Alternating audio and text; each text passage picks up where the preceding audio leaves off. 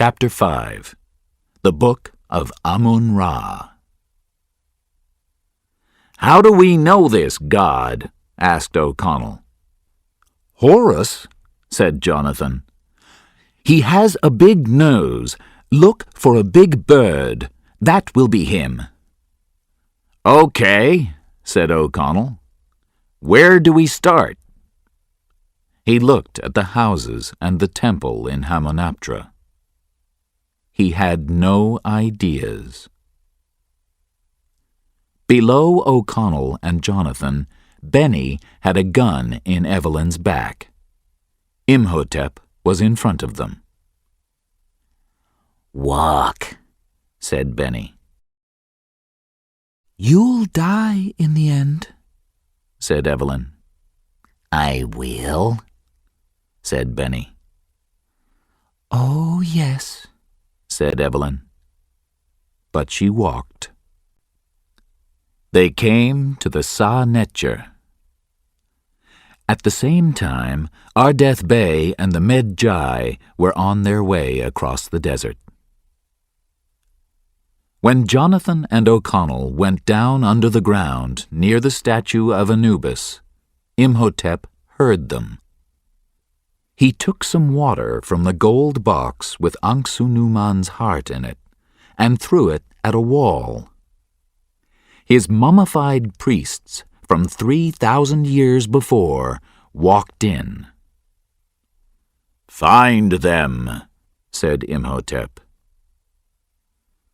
Jonathan and O'Connell found the statue of Horus. Then the mummified priests found them. Ardeth Bey and his soldiers came in and fought with the mummified priests. "Does anybody have a white cat?" asked Jonathan. "Find the book!" shouted Ardeth Bey. Back in the Sa-Netjer, Evelyn was in a coffin. The coffin was open, but she couldn't move her arms or her legs. In the next coffin was the mummy of Anksu-Namun. Imhotep sang. He had the Book of the Dead in one hand, and he put the other hand on Anksu-Namun's dead face. "This is a love story," thought Evelyn. "He loved her for 3,000 years. And now I'm going to die for his love." Ardeth Bey and his soldiers fought hard, but there were more and more mummies. When they shot a mummy in the arm came off. Then it fought too. Jonathan and O'Connell didn't stop digging. And then they found a gold box, and in the gold box there was the Book of Amun-Ra. It was beautiful, but they couldn't look at it now. "Take the book and help the girl!" Ardeth Bey shouted. Imhotep read from the Book of the Dead. "When you die," he told Evelyn, "Anksu-Namun will live, and I will never die." Anksu-Namun's eyes opened. Imhotep opened the coffin and took a knife. He stood with it over Evelyn's heart. This was the end. Suddenly, O'Connell and Jonathan ran into the room. Imhotep turned to them. "I found it, Evie!" Jonathan shouted. He showed her the Book of Amun-Ra. "I found it!" "Stop talking!" Evelyn shouted at her brother. "Get me out of here!"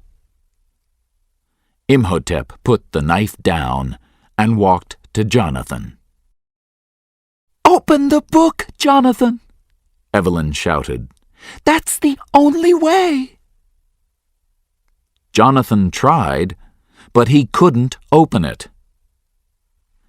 "Is there a key?" he asked. Imhotep smiled.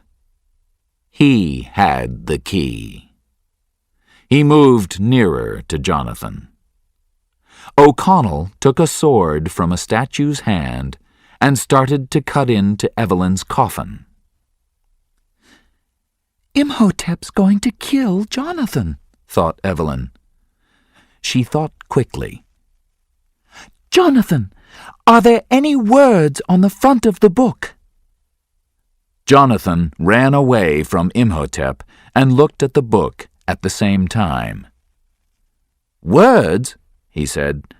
"Yes." O'Connell started to break the coffin.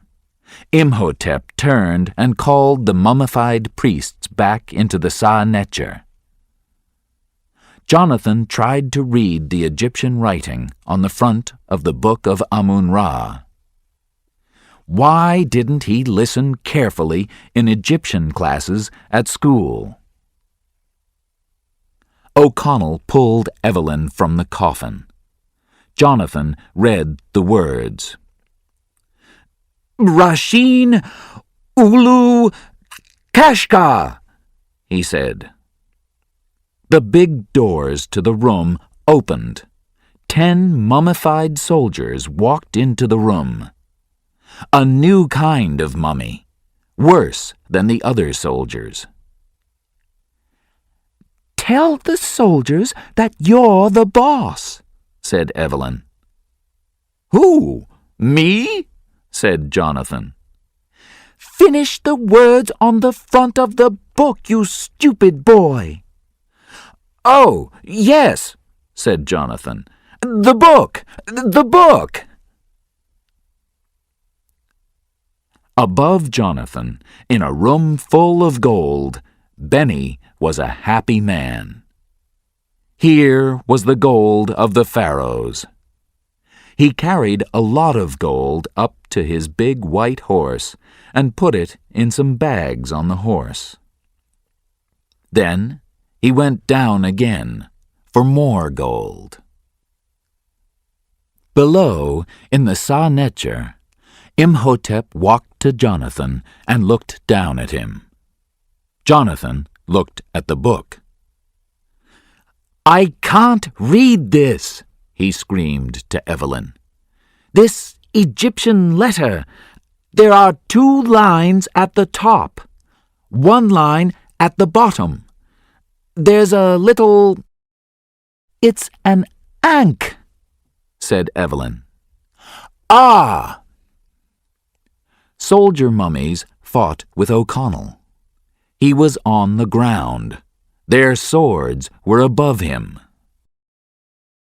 "Hutash im Amenephus!" shouted Jonathan. The soldier mummies stopped. Imhotep looked back at them. The soldier mummies looked at Jonathan. "Why are you looking at me?" Jonathan asked them.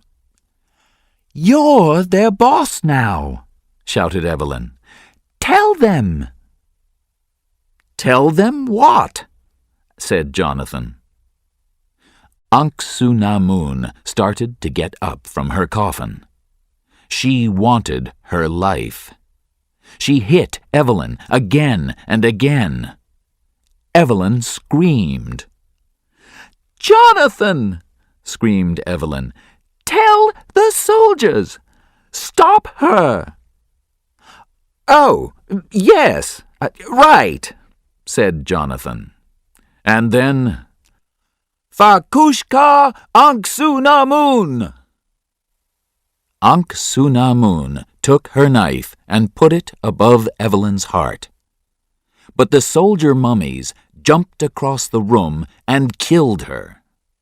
Imhotep screamed when he saw the love of his life die again. He jumped on Jonathan and took the book of Amun-Ra from his hands. "Now you die," he said. O'Connell ran across the room and cut Imhotep's arm off with the statue's sword. Imhotep smiled. Nobody could kill him. He took Jonathan in his other hand. "Okay, so he can fight with his left hand," said O'Connell. But the book of Amun-Ra was now on the floor, and the key was on the floor too.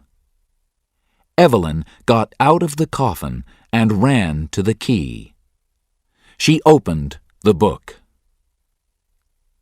O'Connell pulled Imhotep away from Jonathan. Imhotep turned and threw O'Connell across the room. Evelyn looked into the book of Amun-Ra.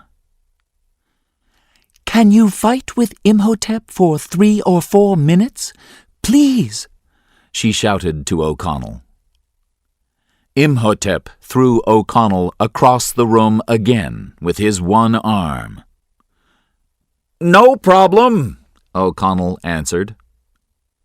Imhotep took O'Connell's sword. "You are going to die," he said. Evelyn read from the gold book. "Kadish Mal!" she shouted. "Kadish Mal! Parid Us! Parid Us!" Imhotep turned. He was very afraid. How did she know these words? They were the end for him. The god Anubis came into the room. He walked through Imhotep and left again. Imhotep was now a man. Only a man. And a man can die. O'Connell took the sword and pushed it through Imhotep. And Imhotep, the man, died. But he said something before he died. He said, "This is not the end." Above them, Benny found gold on the wall of a room. His eyes opened. He smiled. He took out his knife and pulled the gold off the wall. The room came down on top of him. He remembered Evelyn's words. "You'll die in the end." "Yes," said Benny. And he died. "Run!"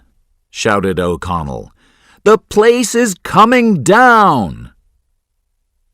Jonathan, Evelyn, and O'Connell ran up above ground, and Hamunaptra fell back into the desert behind them.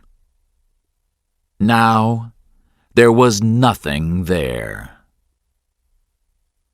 They found 3 horses and got on them. Then they started across the desert, away from Hamunaptra.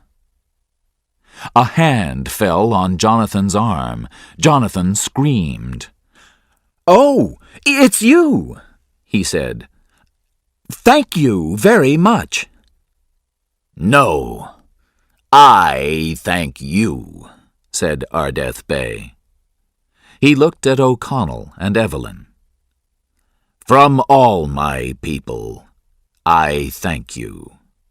Imhotep is dead, and now there are no undead or scarabs in the city of Cairo." "Oh, that's okay, my friend," said Jonathan. "Thanks are fine," he thought, "but we didn't get any gold." Ardeth Bay smiled and went off into the desert. "My horse is walking slowly," said Jonathan. Then he stopped and looked in the bags on the big white horse. "Evelyn!" he shouted. "Gold!" But Evelyn was busy. She put her arms around O'Connell, and they kissed. Maybe this wasn't the end. Maybe it was the beginning.